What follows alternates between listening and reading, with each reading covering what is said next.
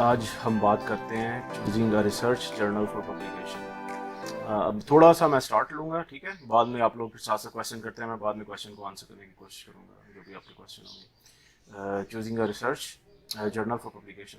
देखिए, पहली चीज़ इसमें है कि आपको ये पता कैसे लगेगा कि आपका काम कहाँ पे स्टैंड कर रहा है। जब आपको पता लगेगा आपका काम कहाँ पे स्टैंड कर रहा है, उसकी बेस पे आप जर्नल डिसाइड करते हैं कि कौन से जर्नल में जाना है, कौन से जर्नल में नहीं जाना।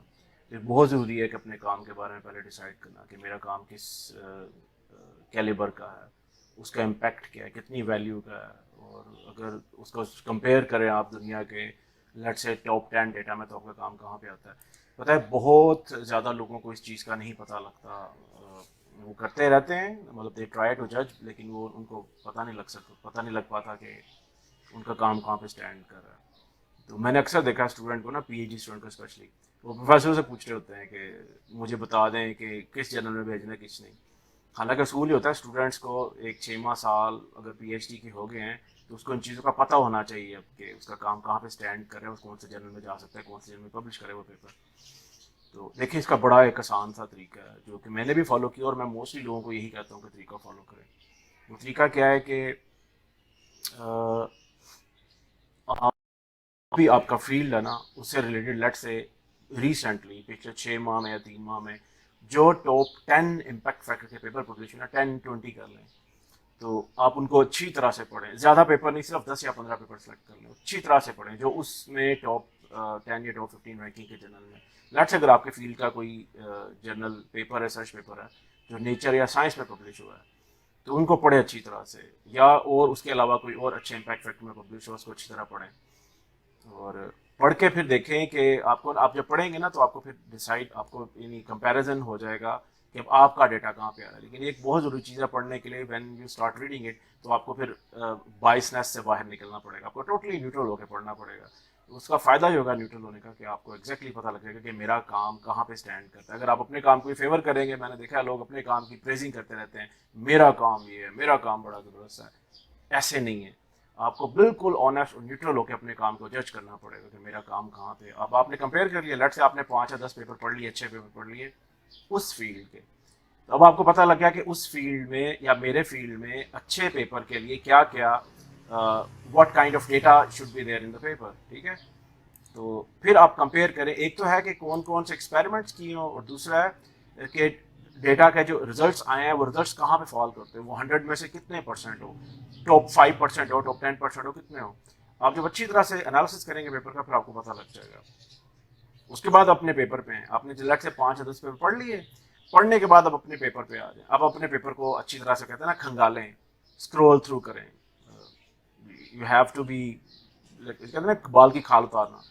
अच्छी तरह से खंगालें, देखें कि आपका पेपर अब उन 5 पेपर या 10 पेपर जो आपने टॉप 5 या टॉप 10 रैंक के पढ़े हैं, उनमें कहाँ पे फॉल करता है। तो आपको फिर अच्छी तरह पता लग जाएगा कि मेरा पेपर किस क्वालिटी का है। अगर आपको फर्क करे, आपका जो जो रिजल्ट आया है, जो भी आपने एक्सपेरिमेंट किए, रिजल्ट आया, अगर वो रिजल्ट उनके कंपेरेबल है, it mean you can go in top 10 और top 5 journal in the world. अगर आपको लगता है आपके डेटा का जो रिजल्ट आया वो थोड़ा सा वीक है, तो फिर आप, वो कहते हैं ना, स्टेप डाउन कर लें थोड़ा सा, कि थोड़ा सा नीचे आ जाएं, और फिर देखें नीचे वाले जर्नल में कि आपका डेटा कहाँ पे आता है। एक तो ये है। दूसरा है कि आप, कभी कभी होता है कि आपके एक्सपेरिमेंट का रिजल्ट अच्छे आ गए, लेकिन there are few experiments which are missing. तो मैंने लास्ट टाइम बात की थी मिसिंग लिंक्स की। तो आपने हर चीज़ के, when whatever you want to और ट्राई टू अप्रोच और सी, आपको मिसिंग लिंक पूरे करने पड़ते हैं। तो अगर आपको फील होता है कि आपके एक्सपेरिमेंट या आपके पेपर में ये एक्सपेरिमेंट मिसिंग है, तो आप वो एक्सपेरिमेंट करना भी नहीं चाह रहे और ये भी चाह रहे कि मेरा पेपर 10 या 15 इम्पैक्ट में पब्लिश हो जाए, ऐसा कभी नहीं होगा। आपको रियलिस्टिक हो गया, जैसे मैंने बोला, रियलिस्टिक एंड न्यूट्रल होके देखना पड़ेगा। If you can do those experiments, तो वो आपकी कंपनसेशन फुलफिल कर देंगे, जो मिसिंग चीज़ होगी उसको फुल कर देंगे। Now you have the arena open कि आप उसको सबमिट कर सकते हैं अच्छे जर्नल में।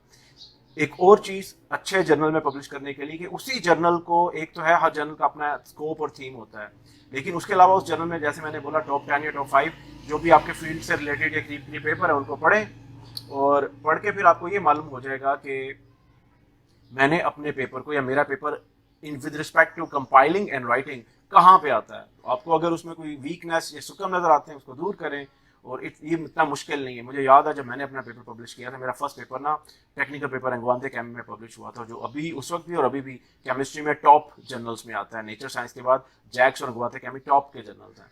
तो अब मुझे क्योंकि मालूम था कि उस वक्त उस फील्ड में बेस्ट डेटा रिपोर्ट क्या हुआ है, नेचर साइंस या बड़े बड़े, मैंने जैसे बोला टॉप 5 या टॉप 10 जर्नल्स में। तो आपने वो मिसिंग लिंक पूरा किया, मैंने वो सारा किया। मुझे फील था ये एक्सपेरिमेंट मिसिंग है, ये मिसिंग है, मैं साथ साथ करता गया। जब मुझे फील हुआ कि now I have adequate appropriate let's say data in the paper, तो फिर मैं आई परस्यू फॉर पब्लिकेशन। उसके बावजूद जब पहली revision I, I was lucky कि उन्होंने रिजेक्ट नहीं किया। तो पहली जो रिवीजन आई, एक रेफरी ने तो तकरीबन 50% उसको एक्सेप्ट कर लिया, दूसरे ने थोड़ा सा सीरियस था, उसने एक ना मुझे कहा कि ये चीज़ें मिसिंग हैं। तो उसने ना रिजेक्ट किया था ना एक्सेप्ट किया, तो उसने बस कहा था ये मिसिंग है पेपर में। मैंने उसको चैलेंज किया, मैंने वो एक्सपेरिमेंट रिपीट किए। मुझे ट्रैवल करना पड़ा था उस एक्सपेरिमेंट के लिए USA, but still I travel. तो क्योंकि मैं वो पेपर को लूज नहीं करना चाह रहा था, तो मैंने ट्रैवल किया, मैंने एक माह वहाँ पे रह के एक्सपेरिमेंट किए, वापस आया हॉलैंड में। फिर मुझे 3 माह लगे रिवीजन करने के लिए, मैंने गिव अप नहीं किया। तो फिर किया, रिवीजन की, सबमिट किया, और एक वीक के अंदर मेरा पेपर एक्सेप्ट हो गया। आई स्टिल रिमेंबर, मुझे अभी तक याद है कि जब मैं हॉलैंड से जर्मनी जा रहा था, I was in a train when my professor called me and told me that the paper is accepted. Of course वो भी बहुत हैप्पी था, मुझे बहुत खुशी थी कि मेरा ऑलमोस्ट पहला पेपर और इतने अच्छे जर्नल में गया है। तो इतना डिफिकल्ट नहीं होता, लेकिन बहुत ज़रूरी चीज़ है कि you must have the right information at your hand. आपको सारी इन्फॉर्मेशन, ये सारा नॉलेज होना चाहिए आपके पास। जैसे जैसे आपको इल्म या नॉलेज आता जाएगा, वैसे वैसे आपके लिए ईजी होगा इसको इम्प्रूव करना, और पेपर को कि कैसे आपने उस क्वालिटी का पेपर बनाना है, प्रिपेयर करना है, कंपाइल करना है, फाइनलाइज करना है और फिर सबमिट करना है। तो ये आपको मैंने बता दिया कि आप प्रिपेयर कैसे करते हैं, पेपर को कैसे आपने प्रिपेयर करना है, क्वालिटी पेपर को कैसे बनाना है। दोबारा से मैं कहूँगा वही बात कि B neutral and be realistic and be honest. कुछ लोग ना ओवर एग्जैजरेट करते हैं, डोंट डू दैट, और ना ही अपने आप को अंडर एस्टिमेट करें। और वही बात बाद में रिपीट हो रही है कि आपने कैसे मालूम करना है कि आप एग्जैजरेट भी नहीं कर रहे और अंडर एस्टिमेट भी नहीं कर रहे। तो you compare your data with the best available, जो उस दौरान पिछले 3 माह या 6 माह में पब्लिश हुआ, उससे आपने कंपेयर करना है। It's very easy, you can easily do that.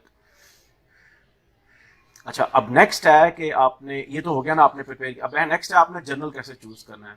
देखें, फिर वही बात, मैं जब कर रहा था पीएचडी, मैं तकरीबन as far as I remember, मैं खुद डिसाइड करता था और खुद प्रोफेसर को बताता कि मेरे नज़दीक ये अप्रोप्रिएट जर्नल है। वो मुझसे कभी ऑलमोस्ट नेवर आस्क मी। हाँ, वो ये ज़रूर पूछता था कि कौन सी रीज़न है जिसकी बेस पे तुम ये कह रहे हो कि तुम्हारा पेपर या तुम्हारा डेटा इस जर्नल के लिए अप्रोप्रिएट है। तो मैं उसको आर्गूमेंट करता था, रीज़न बताता था।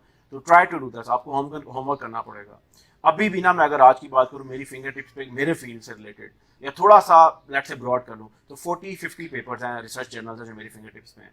तो मैं ये तो नहीं कहता आप इतने ज़्यादा करें, लेकिन स्टिल आपके फिंगर टिप्स पे कम से कम 20-25 आपसे फील्ड से रिलेटेड जर्नल्स होने चाहिए, लाजमी होने चाहिए आपके पास। आपको पता होना चाहिए, जैसे आपका रिजल्ट आया, आपने पेपर लिखा, आपको रिजल्ट बता देगा। पेपर लिखना तो बात की बात है ना, आपका डेटा आता है, उसका जो भी रिजल्ट आया वो आपको बता देता है आपका पेपर कहाँ, किस कैटेगरी में फॉल करेगा आपके उस रिजल्ट की बेस पे। बाकी तो आपने मिसिंग चीज़ें पूरी करनी है एक्सपेरिमेंट से, कहते हैं ना कॉस्मेटिक्स ऐड करनी है पेपर में आपने।